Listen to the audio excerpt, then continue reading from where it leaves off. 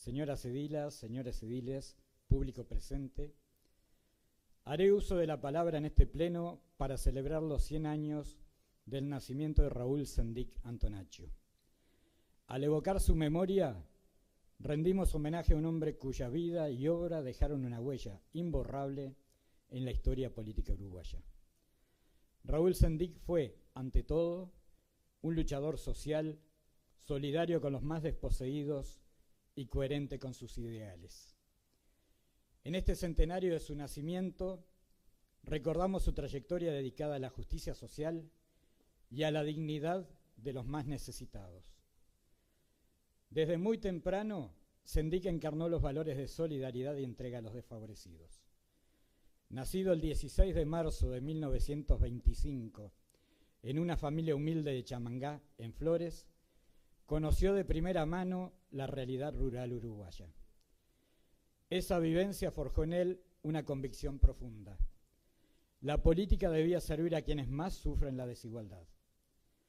A lo largo de su vida hizo de esa convicción una práctica cotidiana.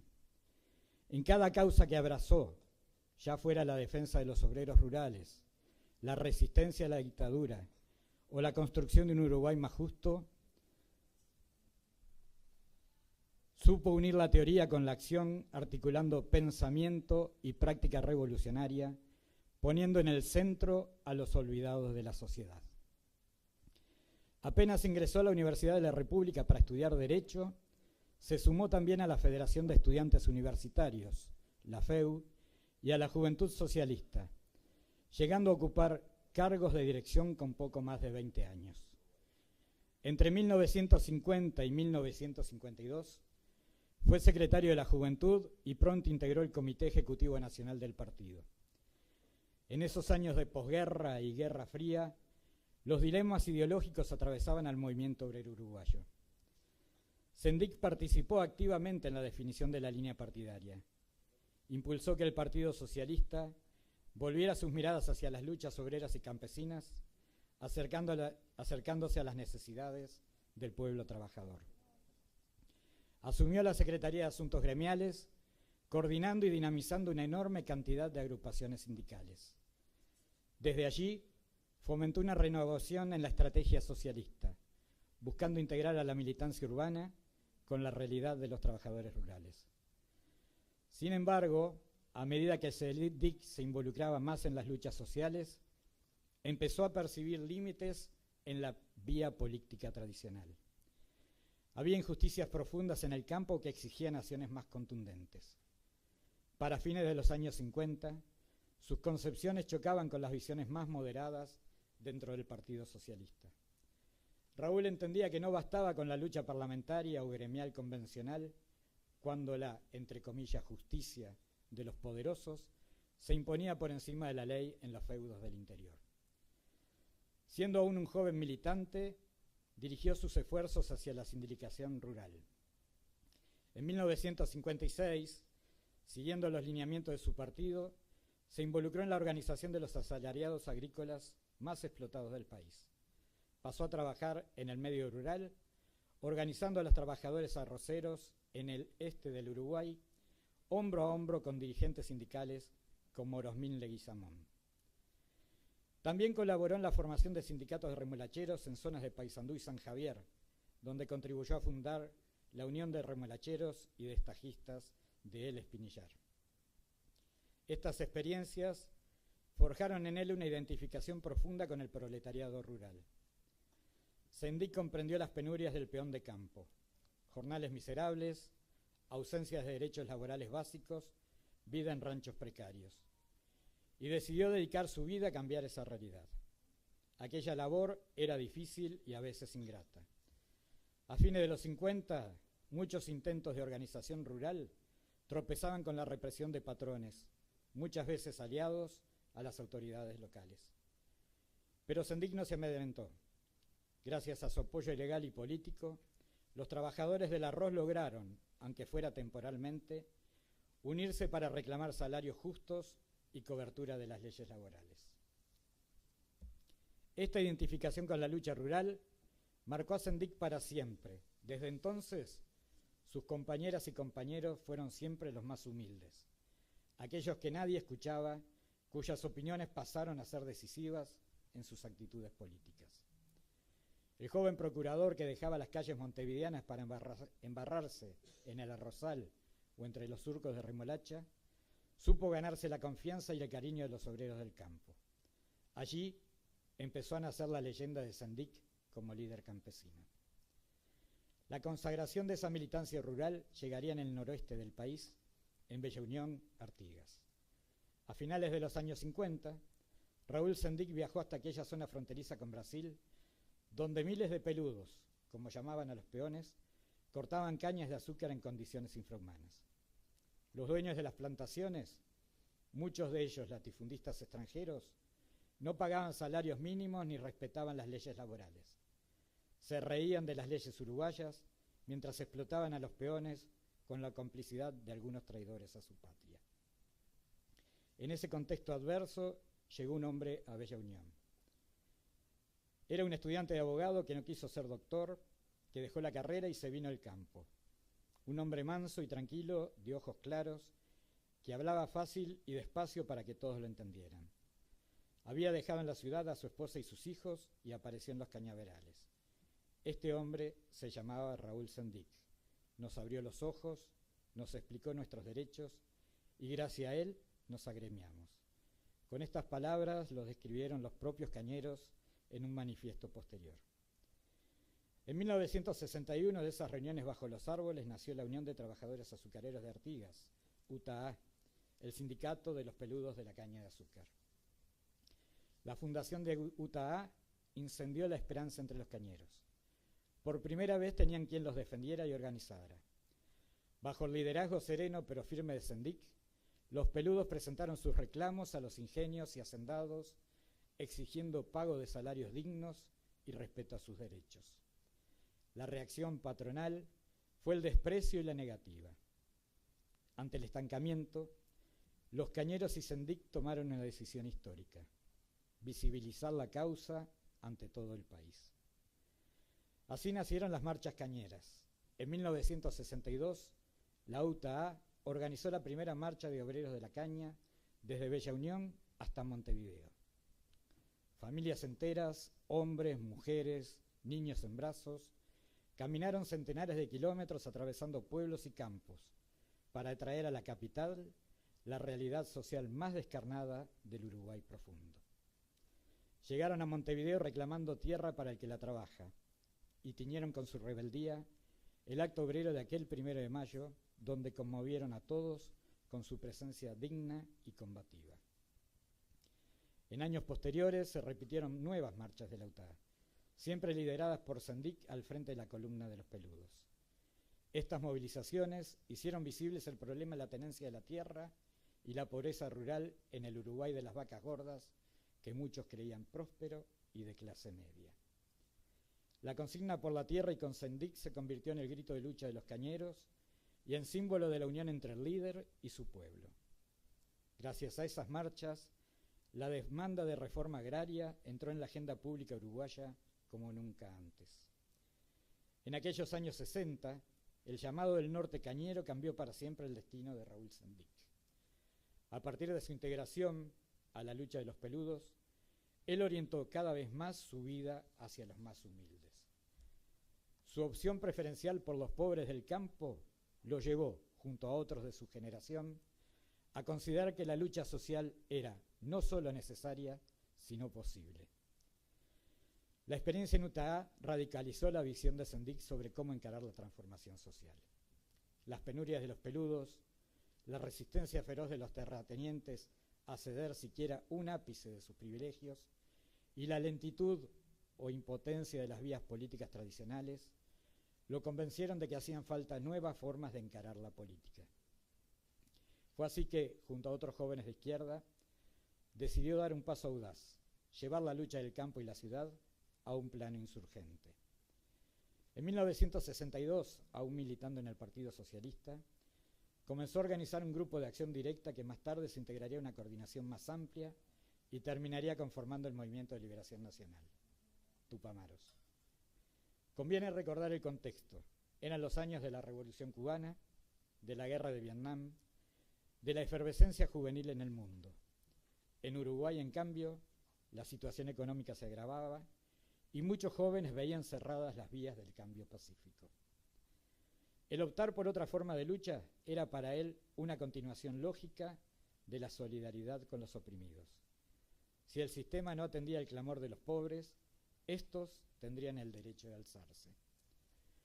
Los tupamaros se estructuraban como una guerrilla urbana que combinaba distintas corrientes ideológicas de izquierda, pero coincidían en un objetivo común: enfrentar la injusticia social arraigada en Uruguay. Sendik reflexionaba constantemente y discutía con sus compañeros los conceptos e ideas, preocupado por mantener la ética revolucionaria y la fidelidad a los principios populares. Su búsqueda de una sociedad más justa lo llevó a la lucha armada, entendida como último recurso ante la injusticia, y en ese camino se mantuvo íntegro. Nunca buscó el camino fácil ni los atajos deshonestos. Actuó sin dobleces, fiel a sus ideas y principios, como destacarían luego aquellos que lo conocieron. El auge de la guerrilla fue seguido por la represión. A comienzos de los años 70, el MLN sufrió golpes duros. Raúl Sendik fue detenido por primera vez en 1970, protagonizó una espectacular fuga del penal de Punta Carretas en 1971, junto a más de 100 compañeros, y continuó la lucha en la clandestinidad. Pero en septiembre de 1972 fue recapturado tras ser herido en un enfrentamiento armado. De allí en más, comenzó el capítulo más oscuro de su vida: la prisión bajo la dictadura cívico-militar que asoló Uruguay entre 1973 y 1985. Sendik pasó 12 años como rehén de la dictadura en condiciones brutalmente inhumanas. Junto a otros 8 líderes tupamaros fue utilizado por el régimen como trofeo de guerra y moneda de amenaza. Los militares dejaron instrucciones expresas de ejecutarlos si la guerrilla retomaba cualquier acción. En cautiverio, Raúl sufrió un aislamiento casi total, encadenado a la soledad y al silencio impuesto en calabozos inhumanos. Sin embargo, ni la oscuridad ni la tortura quebraron la convicción de Sendik. A escondidas de sus captores logró escribir en hojillas de cigarrillo algunas reflexiones y lineamientos políticos que sus familiares sacaban ocultos entre las ropas en las visitas. En esos escritos clandestinos, Sendik ya esbozaba el rumbo que habría de tomar el MLN, una vez recuperada la libertad. La lucha política dentro de la legalidad, poniendo acento en las transformaciones económicas y sociales que aún estaban pendientes. Desde los aljibes seguían pensando en el futuro del Uruguay y de su pueblo. Raúl Bebe Sendik y sus compañeros rehenes sobrevivieron contra todo pronóstico. Fueron liberados en marzo de 1985 gracias a la amnistía que marcó el retorno de la democracia en Uruguay. Al salir de la cárcel, aquel hombre, físicamente debilitado, seguía siendo el mismo líder de mirada clara y voz serena. Sus primeras palabras públicas tras la liberación no fueron de odio ni venganza, sino de compromiso con la reconciliación y la reconstrucción democrática del país. Entre comillas decía: nunca renunciamos a nuestros ideales, renunciamos a las armas porque entendemos que hay otras vías para alcanzarlos en esta nueva etapa. Bajo su influencia, los tupamaros anunciaron la suspensión de la lucha armada y, pese a desconfianzas iniciales de sectores de derecha e incluso de izquierda, lograron incorporarse al Frente Amplio. Aunque su salud estaba quebrantada, no descansó en los pocos años que tuvo en libertad. Fiel a su trayectoria, centró sus energías en 2 grandes objetivos: la unidad amplia de las fuerzas populares y la justicia social pendiente para los más pobres. En 1985, apenas salido de prisión, promovió la creación del Movimiento por la Tierra y contra la Pobreza, una organización social destinada a retomar las banderas de la reforma agraria y la lucha contra la miseria rural. En aquel movimiento convergieron viejos peludos de UTAA, militantes de izquierda y jóvenes inspirados en su ejemplo. Defendió hasta su último día el programa de este movimiento, que recogía sus ideas fundamentales de reforma agraria, reestructuración de la economía con justicia para los de abajo y participación del pueblo en la toma de las decisiones. La sede original del Movimiento de la Tierra se instaló simbólicamente en la misma esquina donde acamparon por primera vez los cañeros, bien cerca del Palacio Legislativo, en la calle Magallanes y Madrid. Era la continuidad natural de la senda que había iniciado décadas atrás en Bella Unión. La tierra, para quien la trabaja, seguía siendo su consigna irrenunciable. Paralelamente, Sendic reflexionó profundamente sobre la necesidad de construir una unidad política más amplia en el Uruguay postdictadura. Entendía que el Frente Amplio debía abrirse e integrarse a nuevos actores sociales, inclusive a sectores no tradicionales, para conformar un frente grande. Un frente grande capaz de impulsar las transformaciones de fondo. En artículos de prensa y en discursos, planteó que la unidad popular debía ser sin exclusiones, incluyendo a todos aquellos comprometidos con cambiar el país, desde obreros y estudiantes hasta pequeños productores y empresarios nacionales honestos. Para Sendic no había contradicción entre luchar por el socialismo y a la vez tejer alianzas desde abajo. Por el contrario, insistía que había que construir la unidad desde abajo con el pueblo en sindicatos, cooperativas, barrios y el campo, subrayando que la lucha por la tierra era parte de ese gran frente popular. Lamentablemente, Raúl Sendic no pudo haber plasmado todos esos sueños. En 1989, con apenas 63 años, falleció en París mientras buscaba tratamiento para la enfermedad degenerativa que le había dejado la prisión. Sus restos descansan en el cementerio de La Teja junto a otros héroes populares, pero sus ideas y su ejemplo siguen vivos. 3 décadas después de su partida, muchas de aquellas causas por las que luchó, la reforma agraria, la justicia social, la unidad de los oprimidos, siguen inspirando a nuevas generaciones. El Frente Amplio llegó a los gobiernos más tarde con varios ex tupamaros en sus filas, en gran medida gracias al camino que Sendic contribuyó a trazar al renunciar a la lucha armada e integrarse a la vida democrática. En cada marcha por la tierra, en cada sindicato que levanta la voz de los humildes, resuena de algún modo la voz tranquila del bebé Sendic, recordándonos que esto no debe continuar así. Si la patria es rica, que sea rica para todos. Hoy, al cumplirse un siglo de su nacimiento, celebramos la vida de Raúl Sendic Antonacho con admiración y gratitud. Celebramos al joven idealista que se inició en la juventud socialista, al militante que, entre paréntesis, refundó junto a muchos, cierro paréntesis, al Partido Socialista, al casi abogado que se empapó en los arrozales para organizar obreros, al líder sindical que caminó con los peludos bajo la lluvia en busca de tierra y justicia, al revolucionario valiente que soñó con un Uruguay sin explotados, al rehén estoico cuya dignidad ni la más cruel de las prisiones pudo doblegar, al pensador visionario que tendió puentes hacia el futuro. Su legado es patrimonio de todo el pueblo uruguayo. Nos deja la enseñanza de que la política, para ser noble, debe ejercerse con entrega y humildad, teniendo siempre presente a los más débiles. Nos deja el ejemplo de la coherencia entre lo que se dice y lo que se hace, de la honestidad a toda prueba y de la esperanza activa en la construcción de un país más justo. Raúl Bebe Sendic cumpliría 100 años, pero lejos de ser una figura del pasado, hoy está más presente que nunca. Honrar su memoria no es acto protocolar, es renovar el compromiso con las causas que él abrazó. Que su vida inspire a muchos luchadores sociales a seguir trabajando por la tierra, contra la pobreza y por la unidad del pueblo, hasta que logremos la patria para todos que él soñó. Gracias, señor presidente.